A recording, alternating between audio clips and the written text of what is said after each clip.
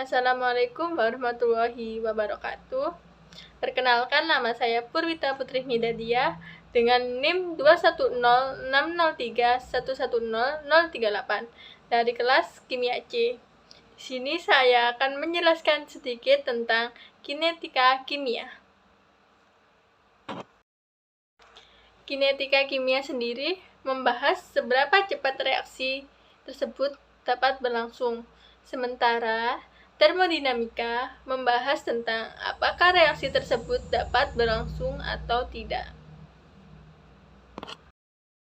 Dalam reaksi kimia sendiri terbagi menjadi dua macam. Yang pertama yaitu reaksi kimia yang relatif lambat. Contoh reaksi kimia yang dalam relatif lambat, contohnya pada pembentukan karang gigi. Karang gigi sendiri adalah endapan keras berwarna putih kekuningan sampai kecoklatan kehitaman, seperti semen yang melekat pada gigi asli dan gigi palsu. Keberadaan karang gigi seringkali dikaitkan dengan cara memelihara kebersihan mulut yang kurang baik. Pembentukan karang gigi atau kalkulus diawali dari terbentuknya plak. Plak sendiri adalah lapisan bakteri pada permukaan gigi. Pembentukan lapisan bakteri ini dimulai ketika protein pada ludah membentuk lapisan tipis atau film pada permukaan gigi. Lapisan ini menyebabkan bakteri menempel pada permukaan gigi. Lapisan tipis ini akan membentuk plak gigi dengan kepadatan bakteri, lebih dari 200 juta sel bakteri per miligram.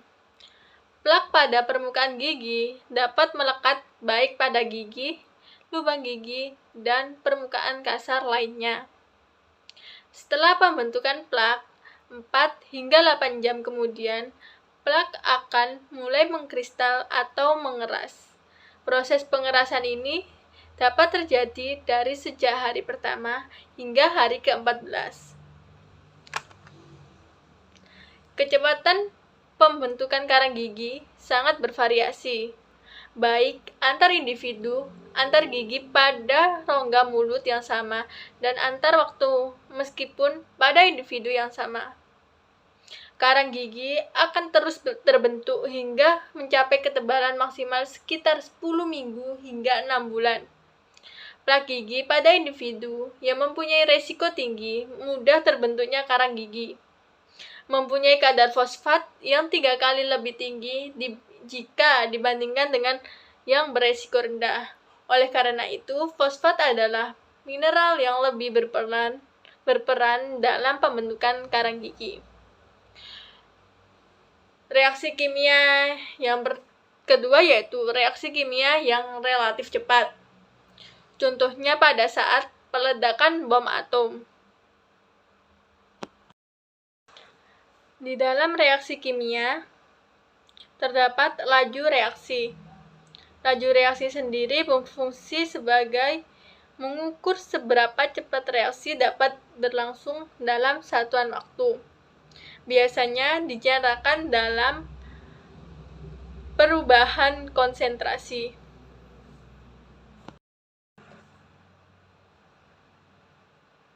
Faktor-faktor yang mempengaruhi kecepatan laju reaksi. Yang pertama yaitu luas kontak. Jika ada pencampuran reaktan yang terdiri dari 2 fase atau lebih, maka tumbukannya terjadi di bagian permukaan zat. Nah, padatan yang bentuknya serbuk halus punya luas permukaan bidang sentuh yang lebih besar kalau dibandingkan dengan padatan yang berbentuk lempeng atau butiran. Maka berlaku bahwa semakin besar luas permukaan partikelnya, maka frekuensi tumbukan bisa jadi semakin tinggi. Inilah yang menyebabkan reaksi dapat berlangsung lebih cepat. Yang kedua yaitu konsentrasi reaktan, di mana semakin tinggi konsentrasi, maka peluang untuk pertumbukan semakin besar, sehingga reaksi semakin banyak atau cepat. Yang ketiga yaitu suhu reaksi. Jika suhu dinaikkan, maka reaksi endoterm akan berlangsung lebih cepat. Pada reaksi kimia, umumnya lebih cepat jika dilangsungkan pada suhu yang lebih tinggi.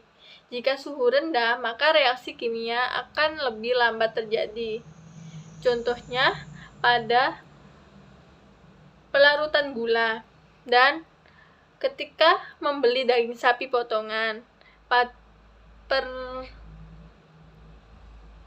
Perbedaan saat dimasukkan freezer atau tidak dimasukkan dalam freezer.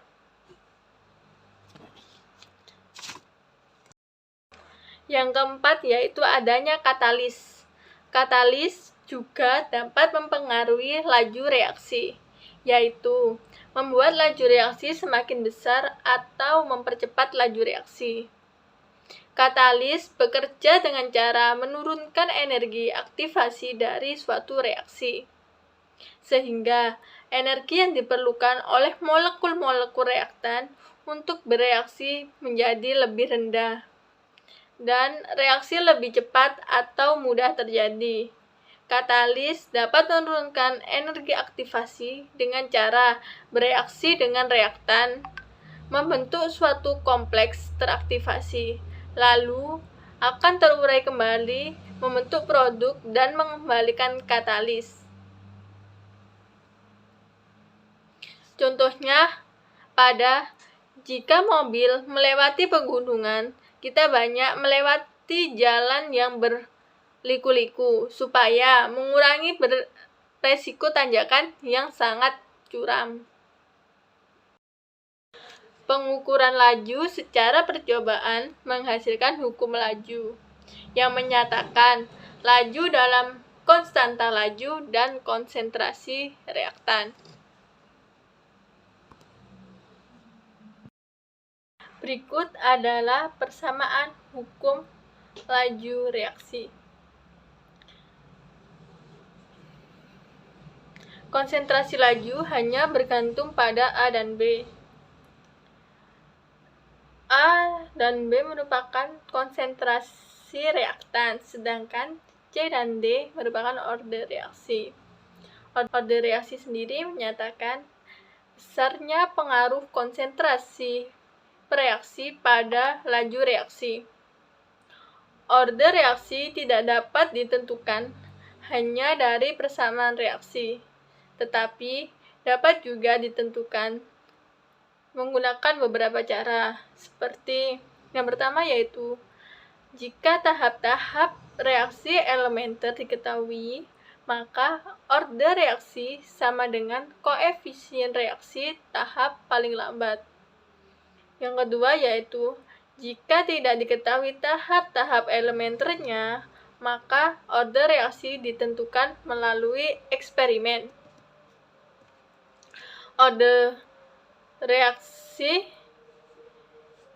Beberapa order reaksi yang umum terdapat pada persamaan reaksi. Yang pertama yaitu reaksi order 0, jika laju reaksinya tidak dipengaruhi oleh konsentrasi per reaksi. Yang kedua yaitu reaksi order 1, apabila besar laju reaksinya berbanding lurus dengan besarnya konsentrasi per reaksi. Yang ketiga yaitu reaksi order 2, jika konsentrasi per reaksi dinaikkan 2 kali semula, maka laju reaksinya akan meningkat sebesar 4 kali semula, dan apabila dinaikkan 3 kali semula, maka laju reaksinya menjadi 6 kali semula. Order reaksi selalu ditentukan oleh konsentrasi reaktan, tidak pernah ditentukan oleh konsentrasi produk. Sekian penjelasan tentang kinetika kimia dari saya. Kurang lebihnya saya mohon maaf yang sebesar-besarnya. Wassalamualaikum warahmatullahi wabarakatuh.